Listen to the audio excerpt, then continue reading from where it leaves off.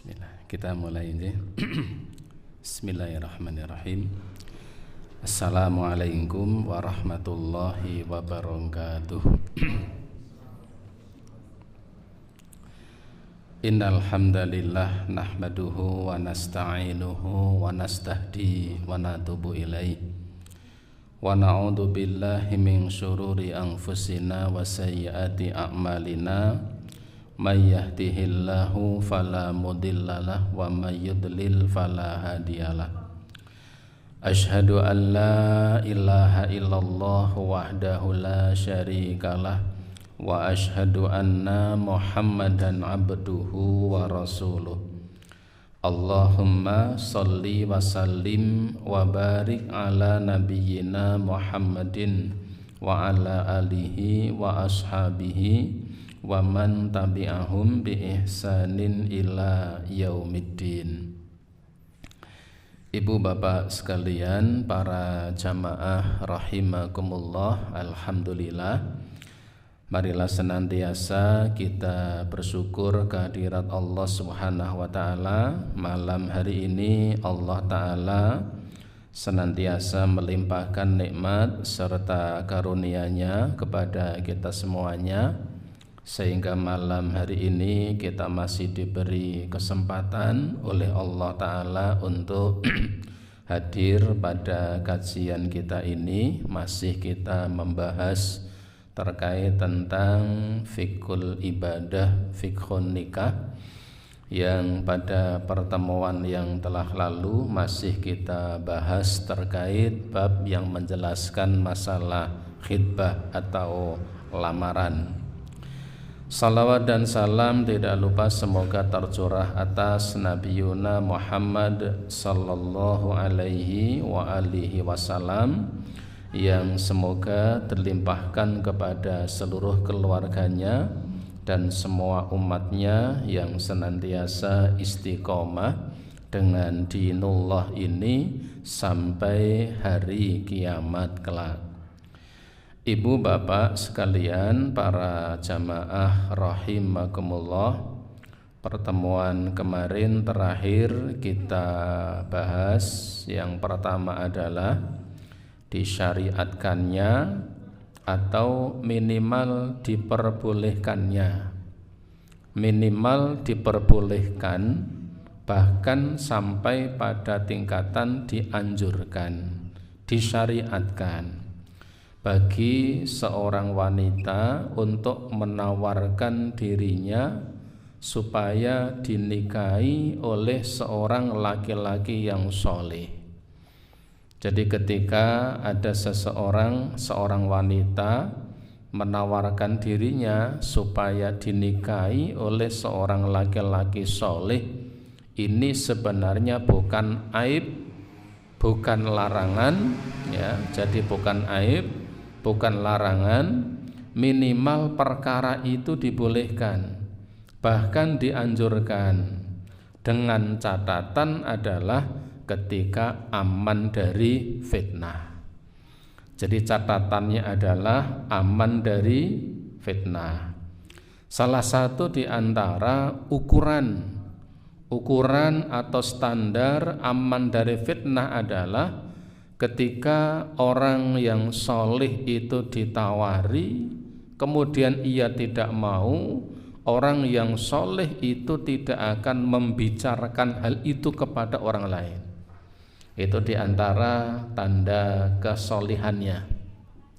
Jadi kalau tanda kesolehannya itu adalah ketika seorang laki-laki itu ditawari untuk menikah, atau dengan kata lain, ketika ada seorang wanita menawarkan dirinya supaya dinikahi oleh seorang laki-laki yang soleh, di antara tanda kesolehannya adalah ketika laki-laki itu dimungkinkan jika tidak menerima untuk meminang wanita itu, ia tidak akan membicarakan hal itu kepada orang lain.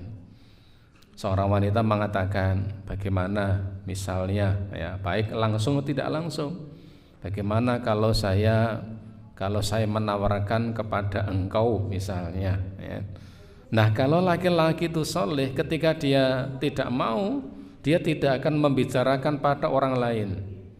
Kalau dia membicarakan pada orang lain, bukan soleh, solihah, karena ngoyoworo kesana kemari. Ya. Jadi di antara tanda kesolehan adalah itu. Nah, ini diperbolehkan. Tapi jika kemudian dengan menawarkan itu memungkinkan akan terjadi fitnah, jadi perkara yang tidak baik, ya, dan sebagainya, maka tentunya itu perlu dipertimbangkan kembali. Jadi kalau seorang wanita menawarkan dirinya pada orang soleh, itu hakikatnya minimal boleh, bahkan disyariatkan ketika aman dari fitnah. Tapi kalau dimungkinkan nanti tidak aman dari fitnah, maka seorang wanita menawarkan dirinya kepada seorang laki-laki soleh itu perlu untuk dipertimbangkan kembali. Ini kemarin. Kemudian ibu bapak, para jamaah rahimakumullah, kemarin kita sampaikan juga ada beberapa wanita yang tidak boleh untuk dihidbah, untuk dipinang. Yang pertama adalah wanita-wanita yang tidak boleh dipinang, baik dipinang selamanya maupun temporal, waktu tertentu.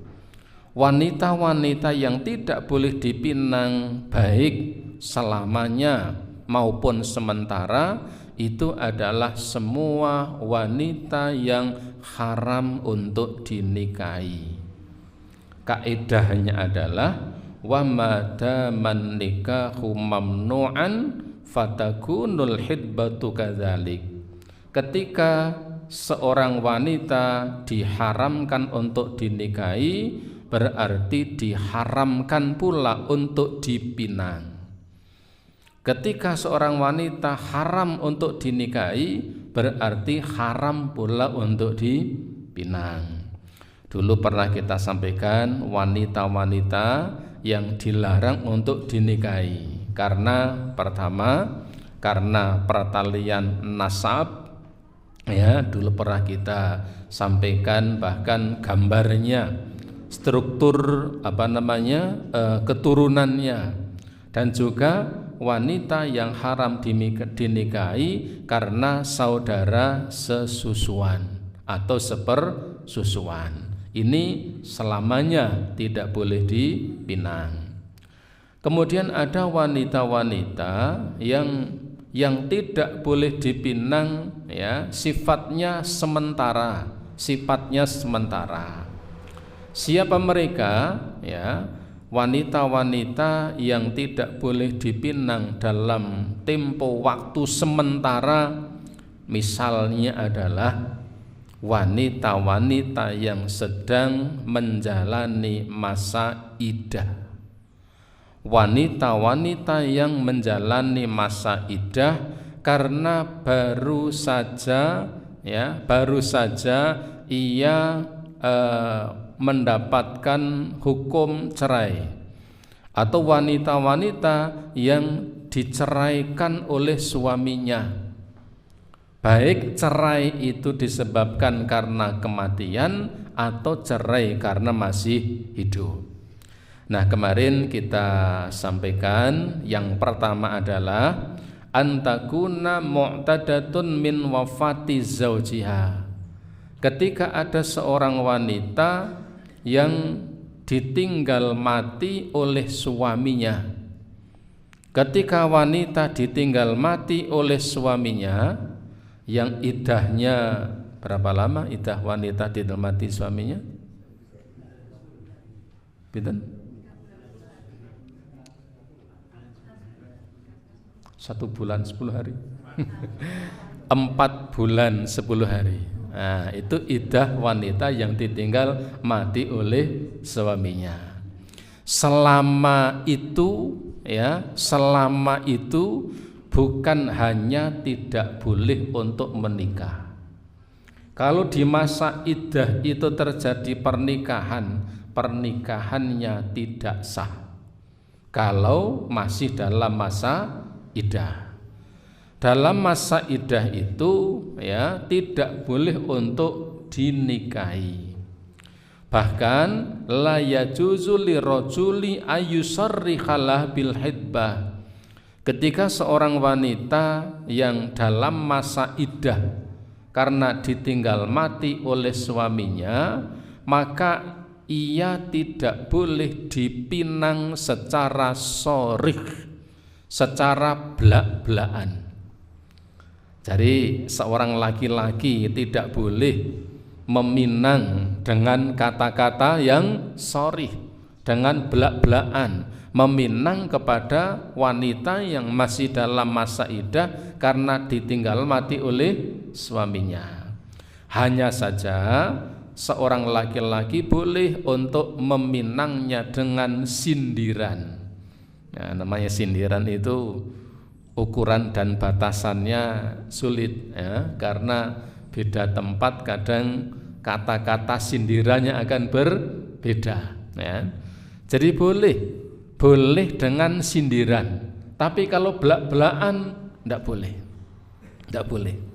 Kalau sindiran misalnya pripun sindirane ya, dengan pantun dengan pantun ya. Saya tidak bisa bikin pantun ini mendadak, ini harus mikir dulu ini.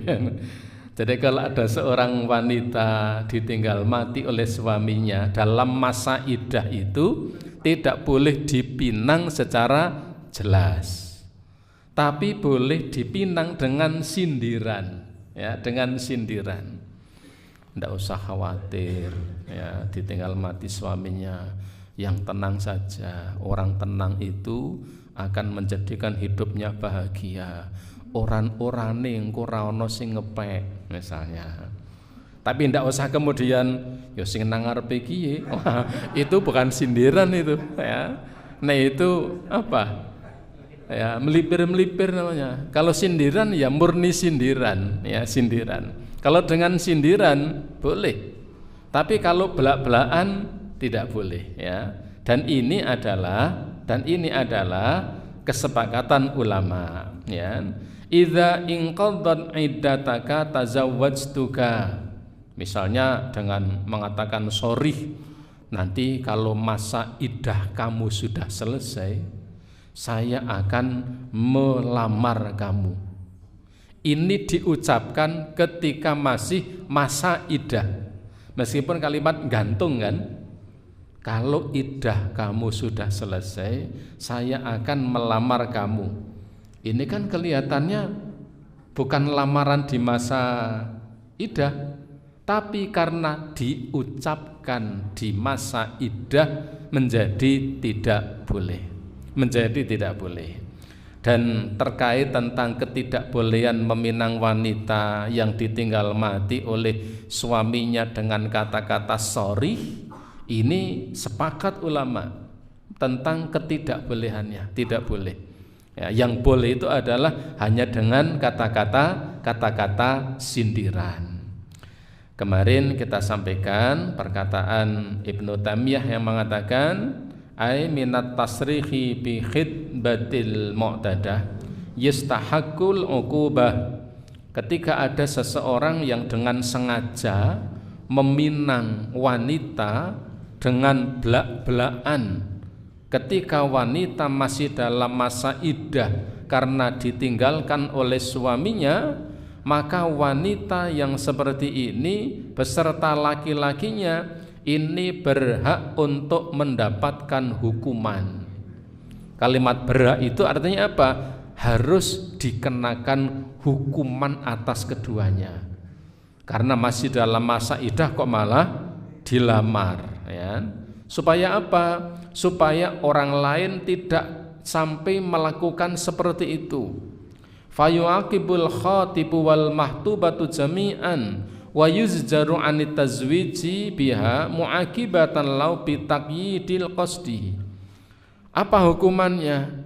Hukumannya adalah laki-laki yang meminang wanita yang sedang menjalani masa iddah, yang menjalani masa iddah dengan pinangan yang sorry, iddahnya karena ditinggal mati oleh suaminya, kalau idahnya, kalau pinangannya itu belak-belakan, hukumannya adalah laki-laki dan perempuan itu tidak boleh untuk menikah selamanya, sebagai sebuah hukuman untuknya.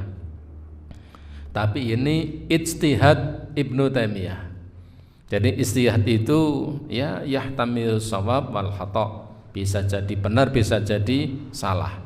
Tetapi pada prinsipnya memang tidak boleh meminang wanita yang masih dalam masa iddah karena ditinggal mati oleh suaminya dengan kata-kata yang sharih. Ini yang tidak diperbolehkan.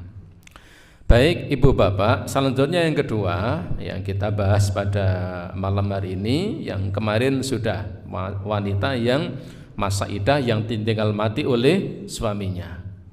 Yang kedua, antakuna mu'tadatun min talaqi raj'i ay tatliqatul ula awissaniyah.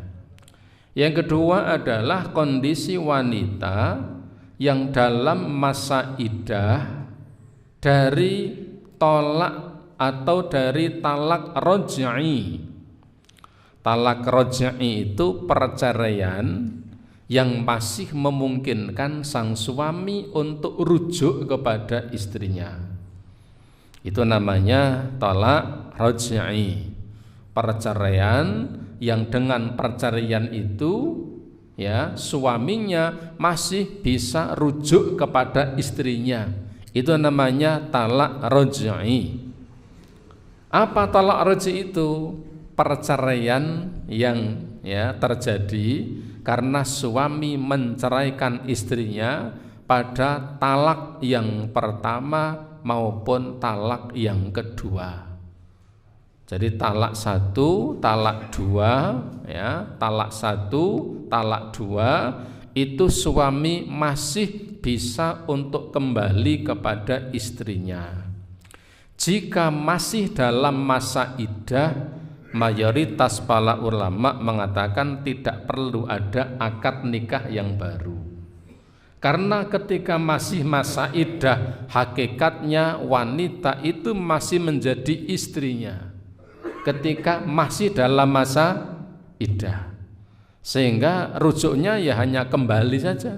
Ya, misalnya ya dari sisi kalimat misalnya jonek balen, ya selesai. Atau ketika kemudian suaminya mengumpuli istrinya, istrinya mau, itu sudah rujuk, namanya sudah kembali.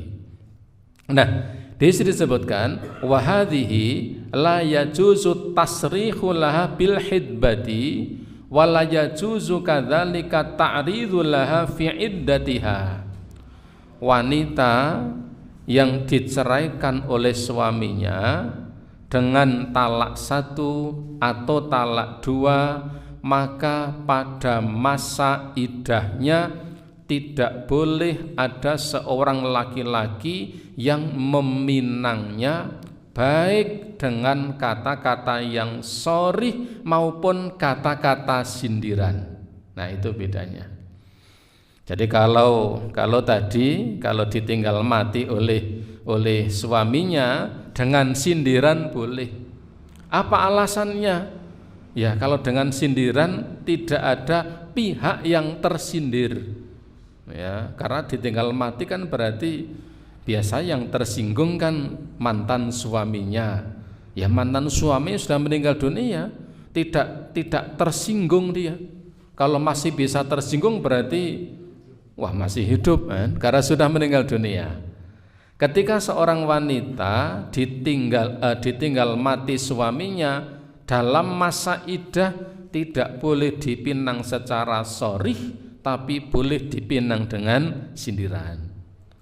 Tetapi kalau seorang wanita itu ditalak oleh suaminya, talak 1, talak 2, selama masa iddah tidak boleh ada seorang laki-laki yang meminangnya baik dengan kata-kata yang belak-belakan maupun kata-kata sindiran, meskipun pakai pantun yang halus banget ya.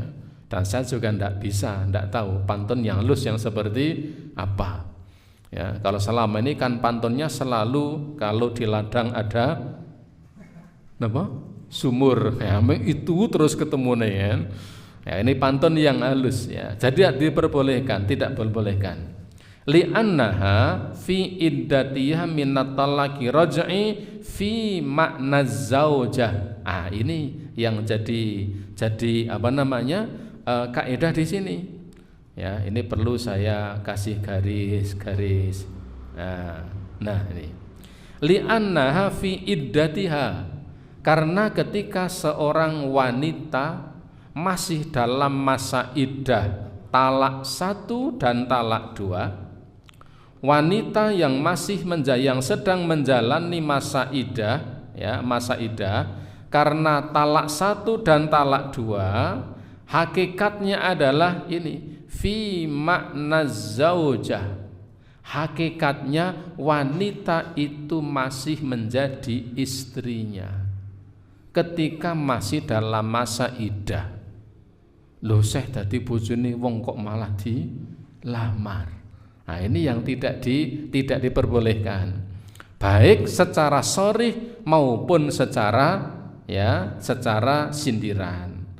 Li'audiha ilan nikahi biroja'ah. Jadi ketika wanita itu masa iddah karena talak 1 dan talak 2, hakikatnya masih menjadi istri suaminya. Karena suaminya masih punya kewenangan penuh untuk rujuk kepadanya dan tidak ada seorang pun yang bisa menghalang-halangi. Meskipun seorang penguasa, jika istrinya rela.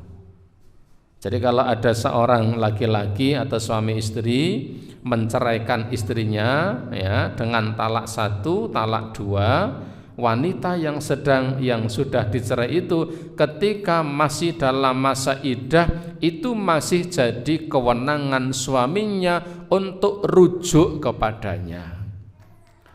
Implikasinya adalah sang suami itu masih ada kewajiban untuk menafkahinya. Ini masih ada kewajiban. Sisi ini yang barangkali dalam kehidupan masyarakat sudah hampir ndak ada. Wong gurung dipegat wis ora dinafkahi apa meneh sudah dicerai. Padahal ketika sudah dicerai, ketika masih dalam masa iddah itu sebenarnya seorang suami masih punya kewajiban memberikan kebutuhan memberikan kebutuhan kepada istri yang telah diceraikannya. Pada masa iddah itu tidak boleh ada seorang pun yang melamarnya. Ya. Waqad sammallahu mu'tadad raj'ah zaujah. Allah Ta'ala menyebut, menamai wanita-wanita yang diceraikan oleh suaminya dengan talak 1 dan talak 2 dengan sebutan dia masih istrinya adalah. Ini seperti Allah Ta'ala sebutkan Allah Ta'ala sebutkan di dalam surat Al-Baqarah ayat 232. Surat Al-Baqarah ayat 232 Allah masih menyebut bahwa wanita-wanita yang dicerai oleh suaminya dengan talak 1 dan talak 2, Allah masih menyebut mereka itu adalah istrinya. Ini kita bisa lihat dalam firman Allah Ta'ala ini. Wa idza talaqtumun nisaa, ketika ketika kalian menceraikan para wanita, fabalagna ajaluhunna, kemudian sampai pada batas-batas sampai pada batas masa idahnya, fala ta'duluhunna ayyankihna azwajahunna. Ketika wanita-wanita yang telah diceraikan itu sudah melewati batas masa idahnya, maka jangan halang-halangi istri kalian untuk menikah dengan orang lain.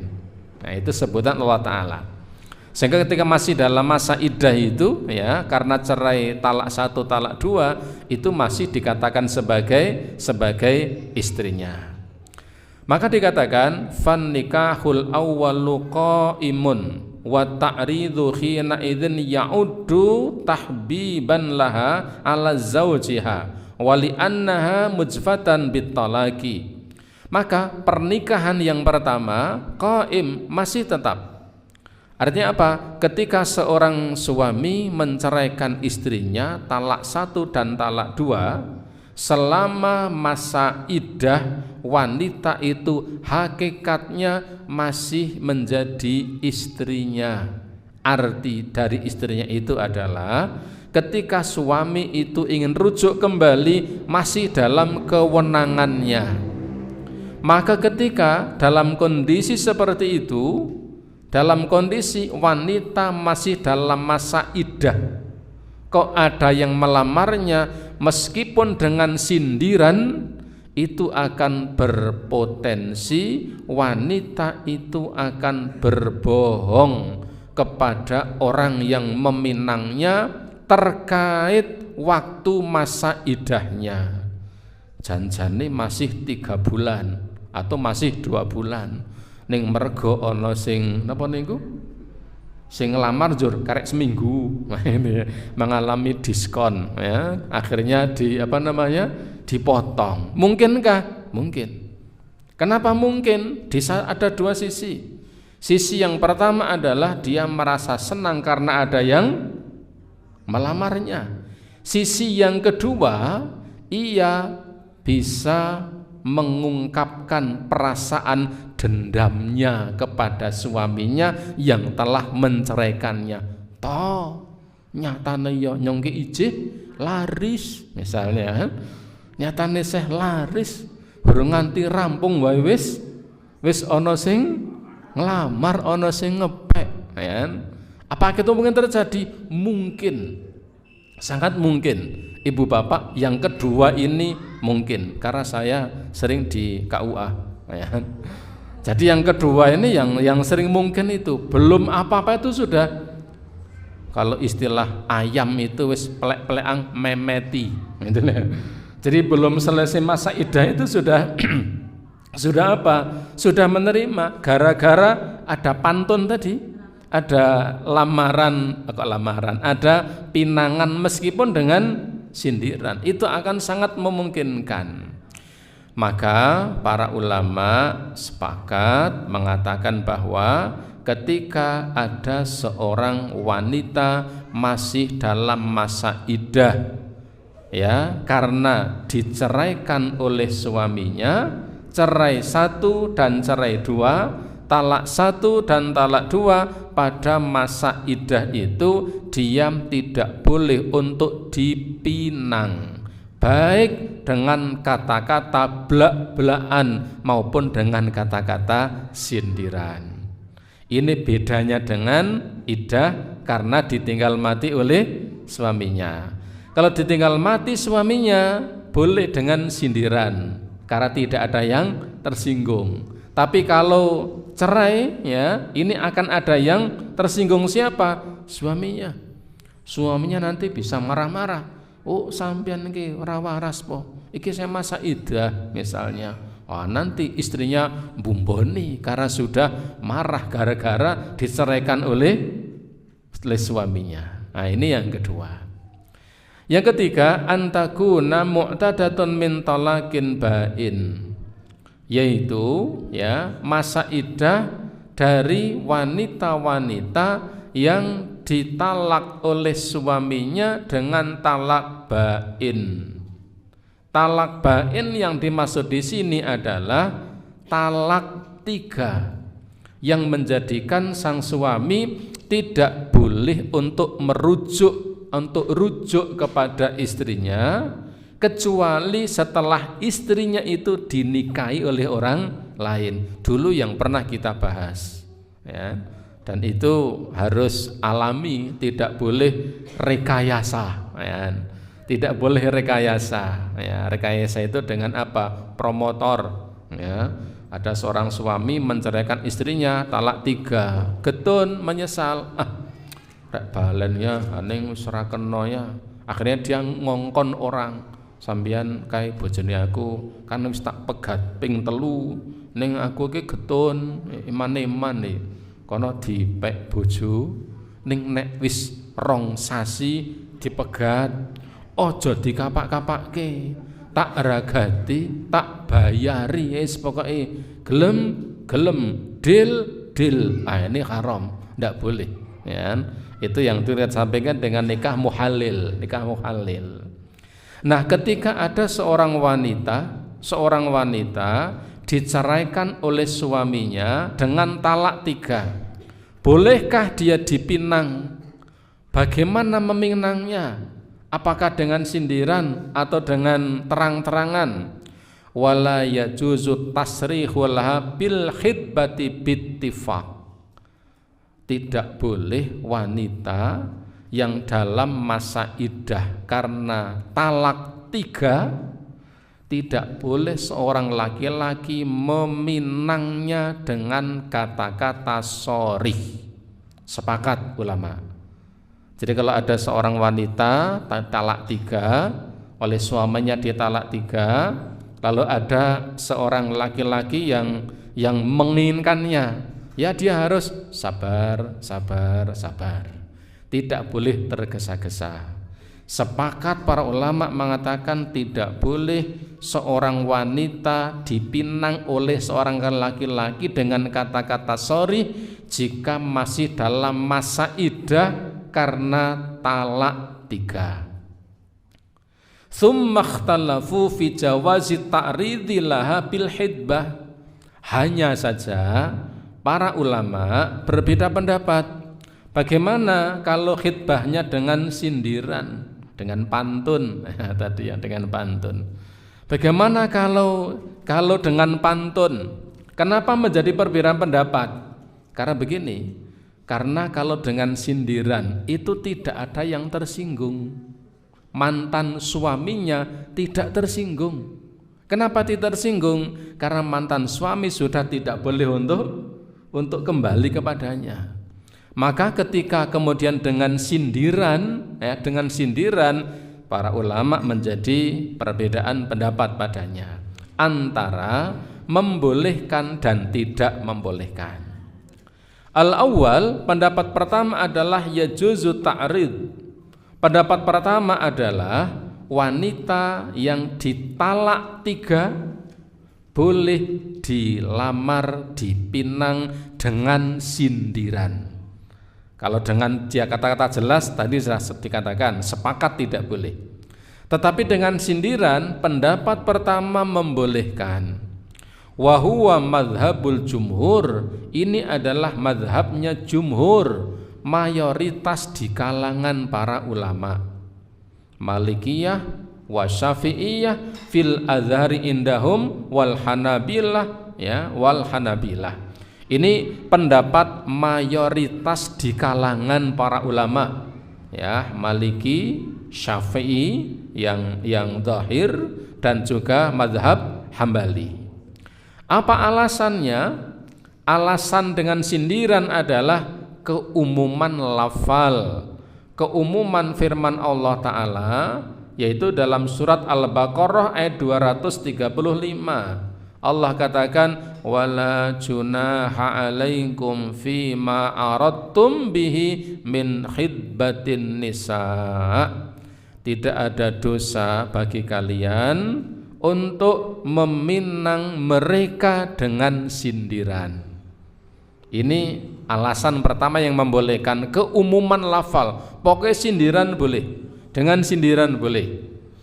Yang kedua, alasannya adalah hadis Fatimah binti Qais, ya, disebutkan anna Nabiyya sallallahu alaihi wasallam qala laha lima talaqaha zauja salasan, bahwa Nabi sallallahu alaihi wasallam, ya, bersabda kepada seorang wanita yang wanita itu telah ditalak, diceraikan oleh istrinya dengan talak 3. Apa kata Nabi?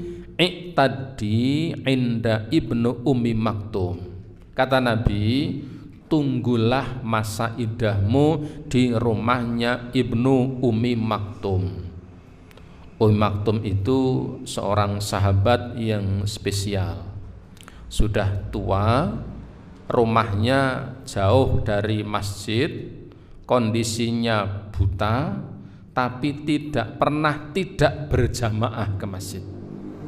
Padahal sudah tua, yang kedua buta, tidak punya pembantu yang bisa menuntunnya ke masjid, rumahnya juga jauh.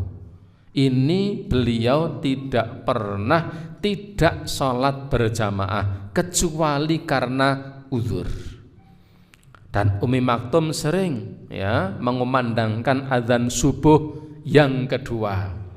Azan subuh pertama sering yang mengazani Bilal. Azan subuh yang kedua yang sering mengazani adalah Abdullah ibnu Umi Maktum. Padahal sudah sepuh, sudah tua, buta, tidak pernah tidak berjamaah. Nah, kita niki belum tupatiyo tua, ngoten.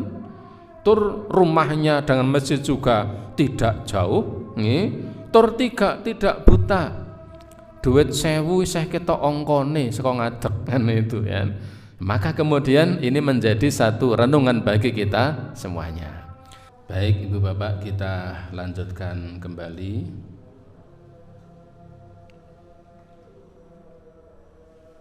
Jadi alasan yang pertama adalah keumuman lafal. Alasan yang kedua yang membolehkan wanita yang ditalak 3 dipinang dengan sindiran. Alasan yang kedua adalah hadis Fatimah binti Qais ketika Nabi sallallahu alaihi wasallam bersabda kepada seorang wanita yang diceraikan oleh suaminya dengan talak 3, Nabi mengatakan, "I'tadi inda ibnu Ummi Maktum." Lewatilah, laluilah masa idahmu di rumah Abdullah ibnu Ummi Maktum. Fa inna rajulun a'ma, karena Ummi Maktum itu seorang laki-laki yang buta. Tad'ina thiyabaka, yang bisa jadi ketika kamu terlena dengan pakaianmu tidak membahayakan karena memang laki-laki buta. Fa idza halalta fa'dhinnani, kalau nanti masa idahmu sudah selesai maka beritahukan kepada kami. Ini alasan yang kedua yang dipakai dalil oleh jumhur ulama terkait seorang wanita karena talak 3 maka boleh dipinang dengan sindiran. Alasan ketiga adalah anna hadhil mar'ah la tajuzu raja'atha illa mutallikuha. Wanita yang ditalak 3 ini memang wanita yang suaminya tidak boleh lagi untuk rujuk kepadanya karena sudah talak 3. Kalau sudah talak 3, suami tidak boleh rujuk kembali kepadanya. Kama la yumkinul mu'tadati min wafati zawjiha ta'udu ilaihi, sebagaimana wanita yang ditinggal mati oleh suaminya, maka suaminya tidak mungkin bisa rujuk kembali. Wah, ini bisa rujuk kembali, medeni itu karena sudah meninggal dunia. Sudah meninggal dia tidak mungkin untuk rujuk kembali. Nah, wanita yang dicerai dengan talak 3 tidak mungkin lagi dirujuk oleh suaminya sebagaimana wanita yang ditinggal mati oleh suaminya. Oleh karenanya fahuma fi makna wahid, oleh karenanya kedua kondisi ini hukumnya adalah sama. Tidak boleh dipinang dengan kata-kata yang sharih, tetapi boleh dipinang dengan kata-kata sindiran. Ini pendapat yang pertama. Kemudian dikatakan wasani, pendapat yang kedua adalah la yajuz, tidak boleh dipinang dengan sindiran.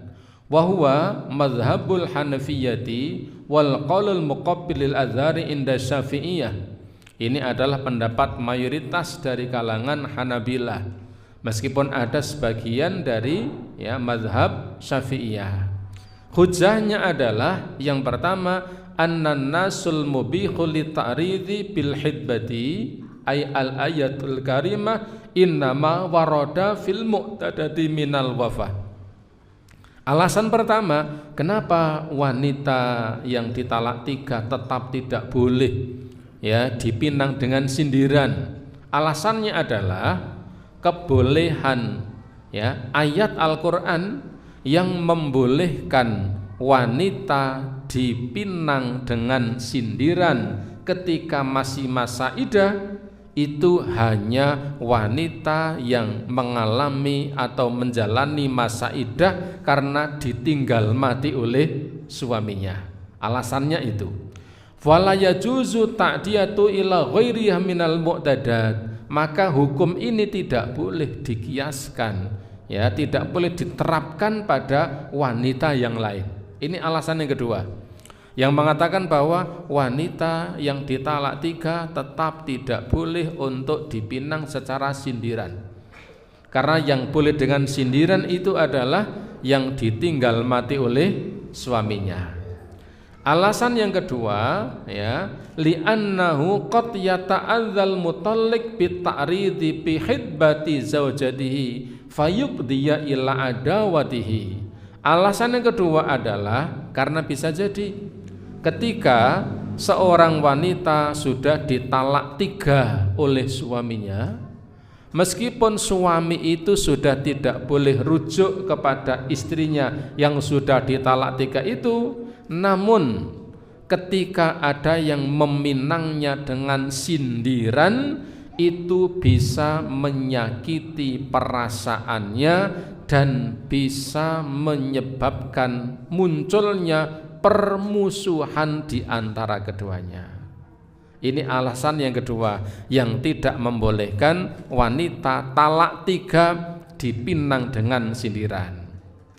Nah, di sini yang menarik, pengarang kitab ini dalam kitab Shahih Fiqhus Sunnah ini dikatakan, qultu, menurut pendapat saya, dalam kitab ini pengarang kitab ini mengatakan warrajih, yang rajih insyaallah, yang lebih kuat insyaallah, jawazu ta'ridu li haditsin Fatimah binti Qais wallahu alam. Yang rajih adalah diperbolehkannya wanita yang ditalak 3 oleh suaminya dipinang, tapi pinangannya dengan sindiran. Tetapi kalau dengan pinangan dengan kata-kata yang sharih, sepakat ulama tetap tidak diperbolehkan. Selanjutnya faidatani, ada 2 faedah dari beberapa penjelasan nomor 1 sampai nomor 3 tadi. Pertama, idza khatabal mar'atu fi iddatiha khutbatan sharihah. Ketika ada seorang wanita dipinang pada masa iddahnya dengan pinangan yang sharih, summa tazawwajaha ba'dal inqidha'i iddatiha, lalu wanita itu dinikahi setelah masa iddahnya habis. Ini sering terjadi di zaman sekarang ini, ya. Diceraikan suami kemarin sore, ya, let 2 hari wis ana sing ngeterke, itu. Ya, wis ana sing ngeterke rena-rene, padahal baru cerai 2 hari, 3 dino itu sudah kayak ayammu bertelur, kokok petok, sudah plek-plekan. Nah, itu. Bahkan sudah ada yang runtang-runtung ke sana kemari. Nah, begini, ketika ada seorang wanita yang dipinang dengan kata-kata sharih, yang tak sharih kan tidak boleh ketiga-tiganya. Yang karena ditinggal mati suaminya dengan sharih tidak boleh. Talak raj'i sharih tidak boleh. Bain sharih tidak boleh. Ketika ada seorang wanita dipinang oleh seorang laki-laki dengan kata-kata yang sharih, meskipun summa tazawwajaha, lalu wanita itu pun dinikahi oleh wanita yang melamarnya ketika masih masa iddah, tapi menikahnya setelah selesai masa iddah, kana athiman, pelaku yang seperti ini baik suami maupun istrinya dua-duanya berdosa. Dua-duanya berdosa. Wazzawaju sahihan, meskipun pernikahannya tetap sah, karena pernikahannya sudah selesai masa iddah. Jadi pernikahannya tetap sah, hanya pelakunya berdosa karena tadi melanggar aturan tidak boleh meminang dengan pinangan yang sahih. Amma idza tazawwajaha fi iddatiha fazawwaju batilun kama taqaddam. Adapun kalau pernikahan itu dilangsungkan pada masa idahnya, maka pernikahannya batal, tidak sah. Kalau terjadi pernikahan ketika masih dalam masa iddah. Nah, mungkin yang bisa terjadi kalau di lewat kantor urusan agama itu sulit terjadi seperti itu, karena akan ditelusur ya dari bukti perceraiannya.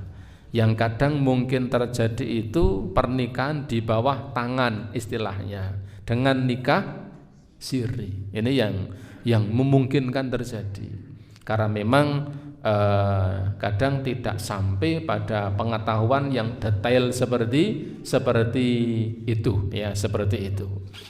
Jadi kalau pernikahannya itu masih dalam masa iddah, perkawinannya tidak sah.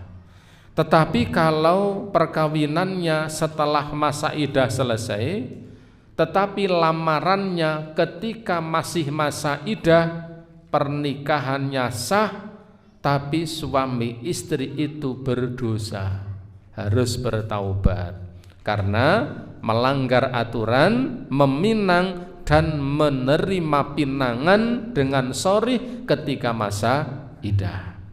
Li'annal khutbata la tuqarinul aqdi falam tu'assiru fih. Ya. Jadi khidbah atau pinangan itu tidak berimplikasi hukum seperti halnya pernikahan. Artinya kalau baru dilamar itu belum seperti menjadi suaminya. Ya, tidak seperti zaman sekarang kayak dilamar tok itu wis jan koyo koyo iya ya.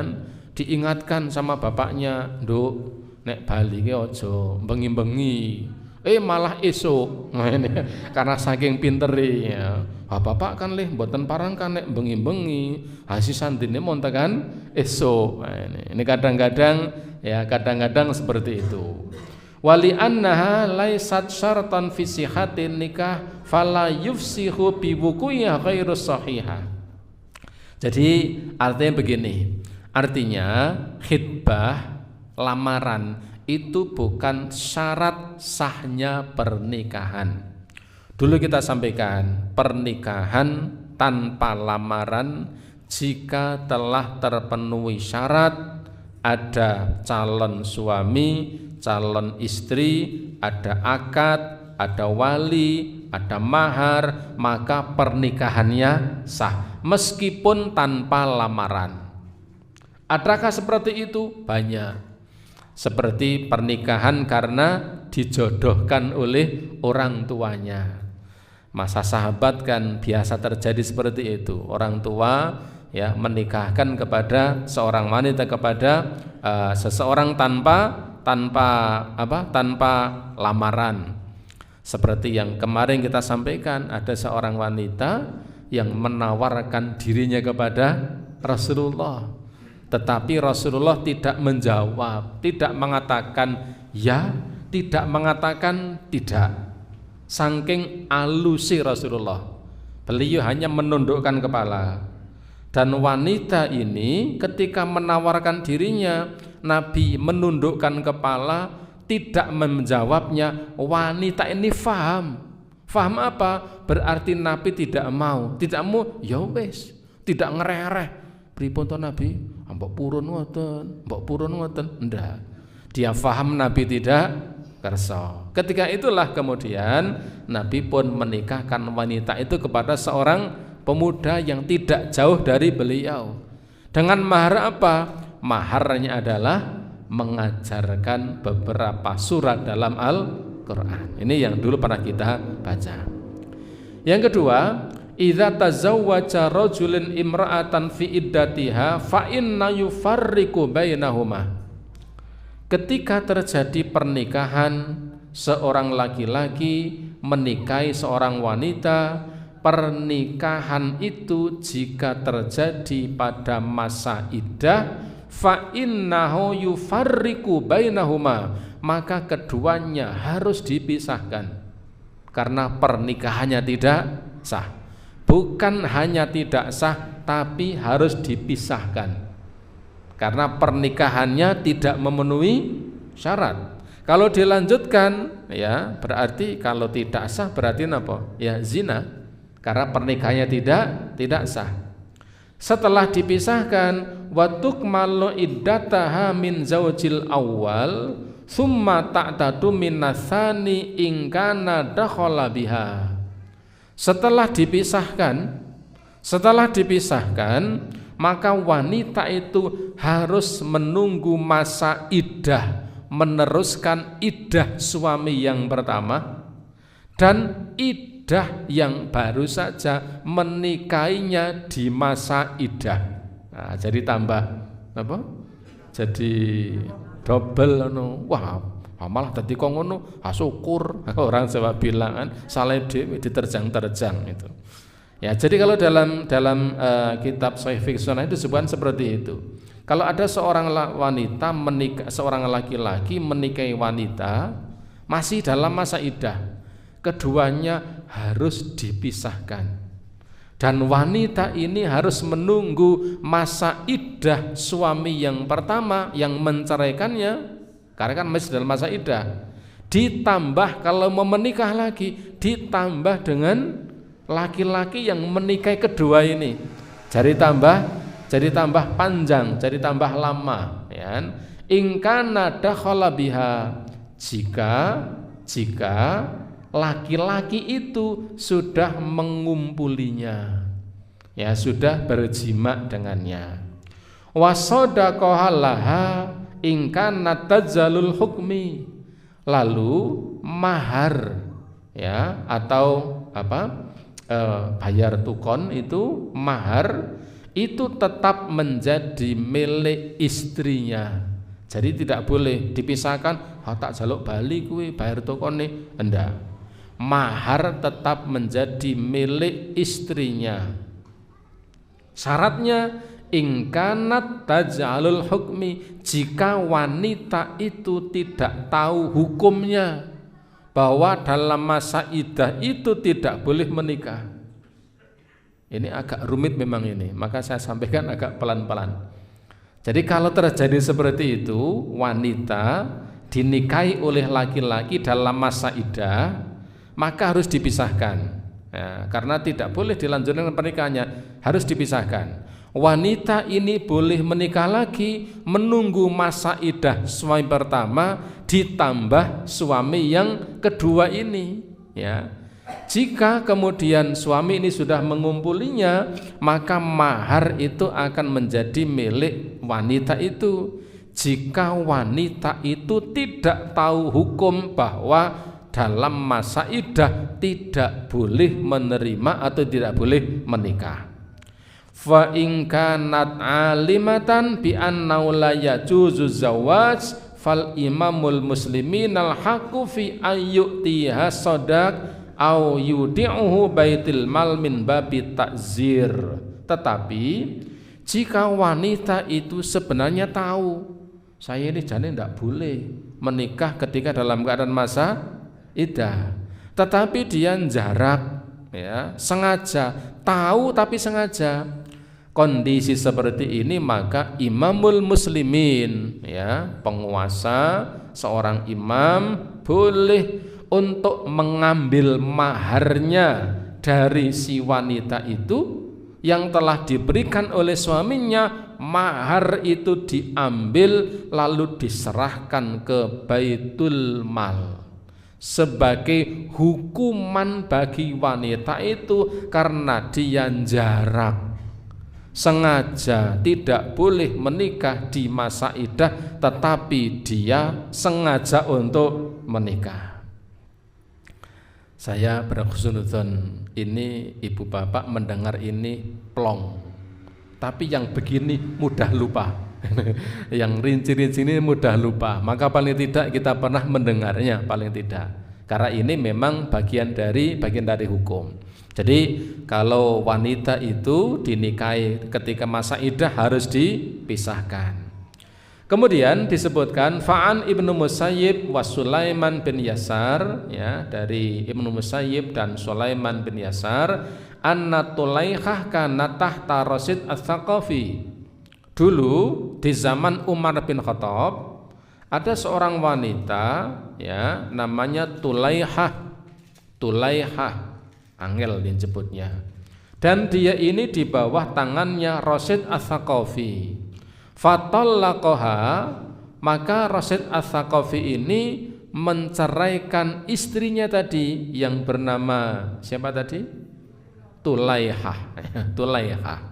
Maka ya, fanakahat fi iddatiha, setelah diceraikan oleh Rasid Ats-Tsaqafi, Tulaihah ini ternyata menikah di masa iddahnya. Ya, kan ada juga di zaman sahabat seperti itu terjadi. Jadi menikah padahal masih dalam masa iddah.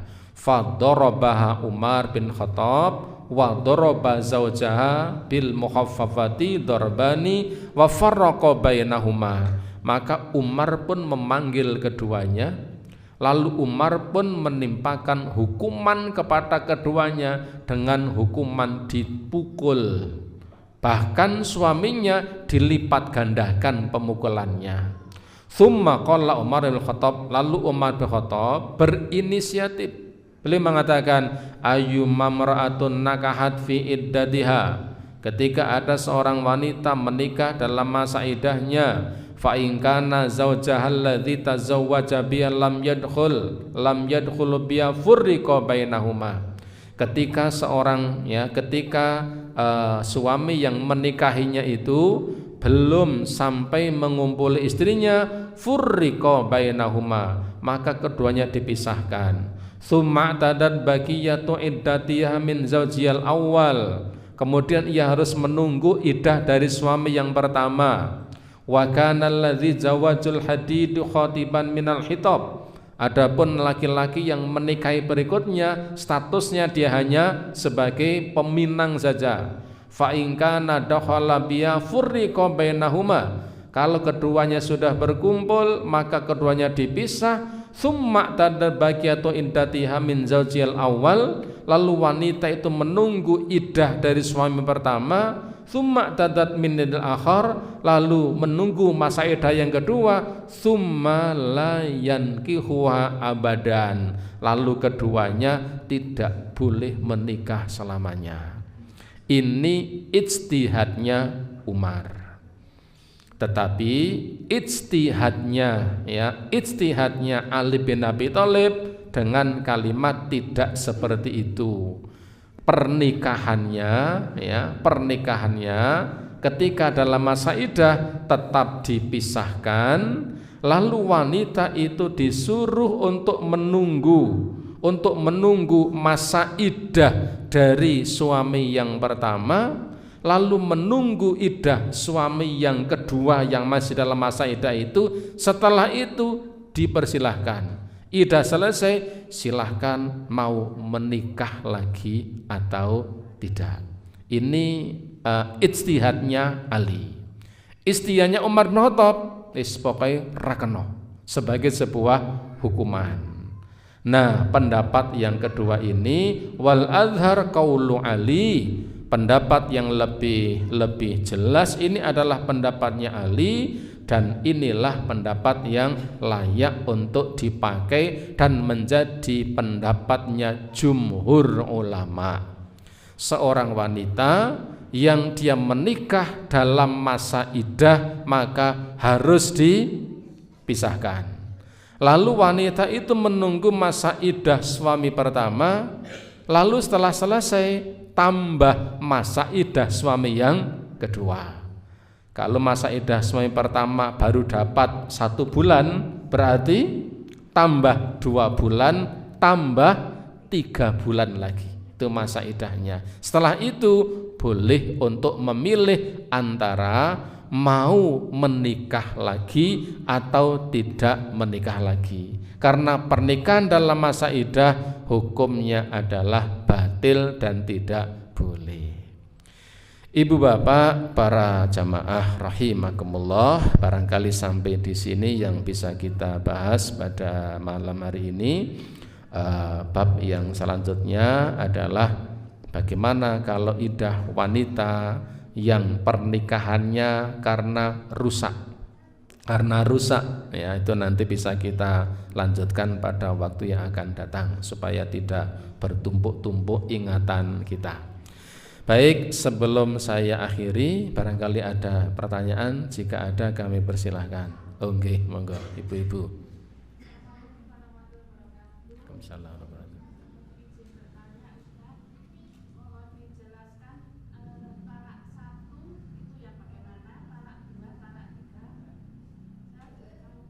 Oke.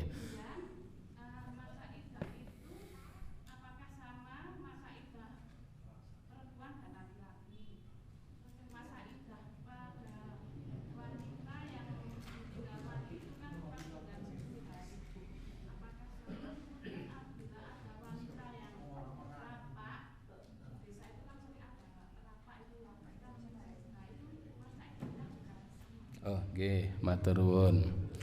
Talak 1, talak 2, talak 3. Talak 1 itu ketika seorang wanita sudah diceraikan oleh suaminya, ya, diceraikan oleh suaminya dengan 1 kali cerai. Berarti itu namanya talak 1. Ketika suaminya rujuk kembali, begitu kemudian 5 tahun berikutnya ditalak lagi, nesuneh, ya, ditalak lagi, berarti sudah talak 2. Pun lali. Talak 2, ya. Ketika sudah talak 2, lalu getun lagi. Wah, bune rodok kota.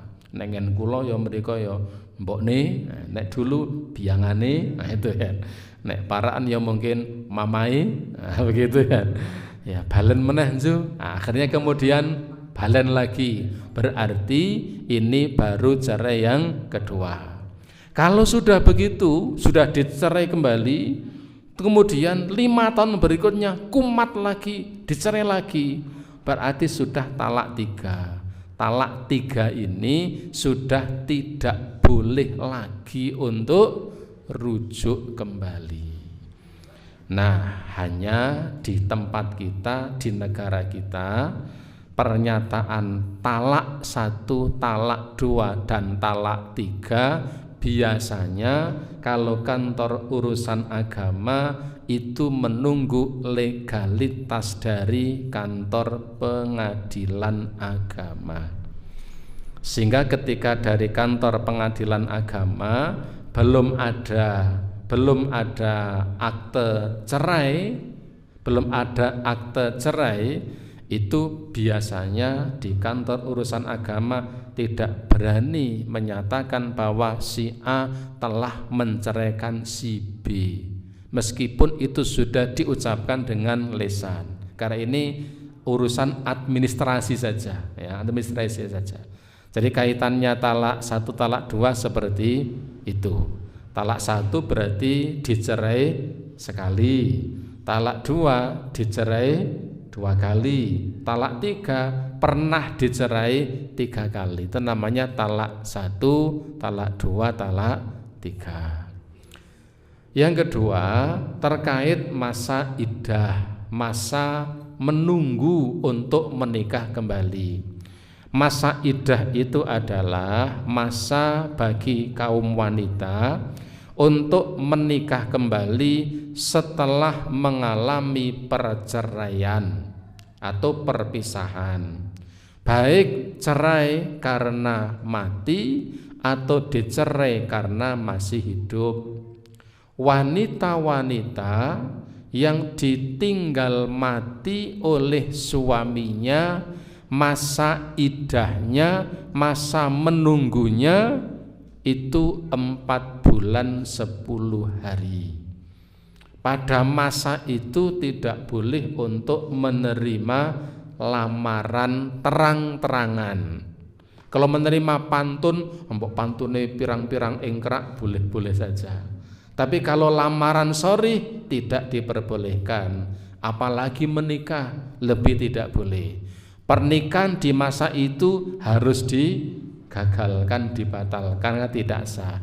Ini masa iddah wanita yang ditinggal mati suaminya. Masa iddah bagi wanita yang diceraikan oleh suaminya, masa iddahnya adalah, kalau Al-Quran mengatakan salah satu kuru, 3 kuru. 3 kuru. 3 kuru ini para ulama terjadi perbedaan pendapat. Ada yang berpendapat 3 kuru ini artinya 3 kali wanita itu mengalami haid. Jadi 3 kali wanita itu mengalami haid, 3 kali fase haid. Tapi ada yang memahami 3 kuru itu adalah 3 kali masa suci. 3 kali masa suci. Maka ada hukum yang tidak memperbolehkan wanita yang diceraikan oleh suaminya dia mengkonsumsi pil penunda haid. Itu banyak ulama yang mengatakan tidak boleh. Ya, kenapa? Tapi saya kira jarang ya yang melakukan itu. Yang ada justru malah mempercepat haid. Nek iso sesasi ki ping 3 haid.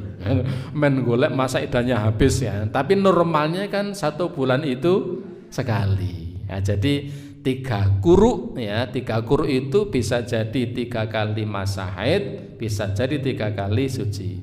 Itu wanita yang diceraikan oleh suaminya ketika dalam keadaan masih subur. Bagaimana iddahnya laki-laki? Laki-laki ini sebenarnya tidak ada masa iddah. Hanya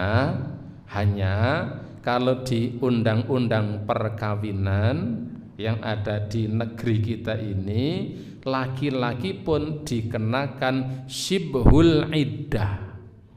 Syibhul iddah itu artinya ya menyerupai iddah. Menyerupai iddah. Kalau wanita telah menceraikan istrinya, dan dia masih dalam masa iddahnya, biasanya kalau mau menikah di kantor urusan agama akan sulit. Kenapa? Karena masih dalam masa iddah. Kenapa kemudian dipersulit? Karena itu berpeluang, berpotensi akan terjadinya poligami. Ya, intinya kesana sebenarnya. Kok iya? Karena kalau wanita ya, kalau di hukum positif di negeri kita, kalau seorang laki-laki ingin poligami itu syaratnya harus seizin istrinya. Si istrinya tidak mengizinkan, maka tidak dipenuhi keinginan nikahnya. Nah, barangkali ada yang bersiasat, ya wes nek ngono bojoku tak pegat sih. Ketika sudah dicerai 1 bulan, tapi ini jangan juru marahi, bukan ya, 1 bulan ya, kemudian menikah. Kan laki-laki tidak punya iddah sebenarnya. Dalam waktu 1 bulan menikahi seorang wanita. dalam kondisi ia masih bisa rujuk pada istrinya yang pertama. Tapi bukan marahi, betul loh ini. Ketika kemudian dia telah menceraikan istrinya, masih dalam masa iddah istrinya kan 3 bulan atau 3 kali suci. Kayak oleh sesasi, istrinya kan sudah dicerai, dia nikah lagi ya dengan seorang wanita atau wanita lain. Setelah menikah dengan wanita lain tadi, kayak oleh seminggu rujuk lagi, kan oleh luru. Nah itu loh. Jadi mengantisipasi terjadinya hal-hal seperti itu. Maka kalau di hukum di undang-undang pernikahan itu ada namanya sibhul iddah. Tujuannya sebenarnya ya untuk kemaslahatan. Meskipun sibhul iddah itu menuai pro dan kontra. Karena memang itu adanya itu mengantisipasi tidak terjadinya hal-hal yang tidak diinginkan. Karena ketika terjadi seperti itu, barangkali pihak wanitanya yang akan dirugikan. Ini tujuan dari hukum itu. Kalau dalam timan fikih itu jadi perdebatan yang panjang. Jadi sebenarnya laki-laki itu tidak ada masa iddah. Yang ada adalah kaum perempuan. Hanya di undang-undang perkawinan kita di Indonesia ini, laki-laki dikenakan sibhul iddah. Tujuannya tadi supaya tidak digunakan untuk hal-hal yang bisa merugikan salah satu di antara kedua belah pihak. Ngeten, nggih. Bisa difahami? Nggih, matur nuwun. Yang lain? Cakap? Baik. Ibu bapak, kalau dirasa sudah cukup sampai di sini, dan mari kita akhiri dengan kafaratul majlis. Subhanakallahumma wa bihamdika asyhadu an la ilaha illa anta astaghfiruka wa atubu ilaik. Demikian, semoga bermanfaat. Saya akhiri. Assalamualaikum warahmatullahi wabarakatuh.